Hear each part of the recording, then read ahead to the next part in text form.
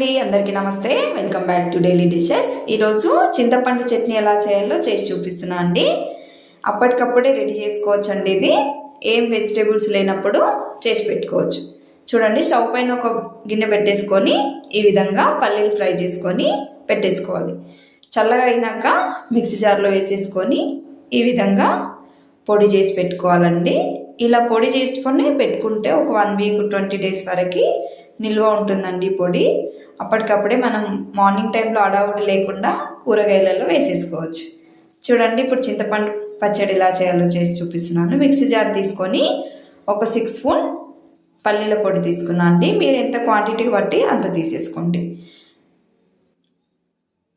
చూడండి, 2 స్పూన్ కారం,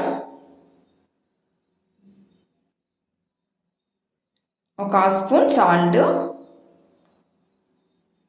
కొంచెం పసుపు అండి,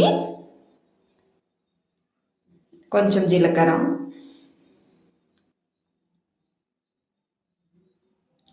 షుగర్ ఒక 2 స్పూన్ అండి. దీని ప్లేస్లో బెల్లం కూడా వాడుకోవచ్చు. కొంచెం చింతపండు ఒక 2 రెక్కలు వేసేసుకొని మిగతాది ఇట్లా పిండేసుకోవాలండి. ఇలా పోసేసుకోవాలి, వీడియోలో చూపిస్తున్నట్టుగా ఇలా పోసేసుకొని మిక్సీ పట్టేసుకోవాలండి. చూడండి, ఈ విధంగా మిక్సీ పట్టేసుకుంటే చట్నీ అనేది రెడీ అయిపోతుందండి. నెక్స్ట్ పోపు పెట్టేసుకుందాం. 1 స్పూన్ ఆయిల్, కొంచెం ఆవాలు, జీలకర్ర,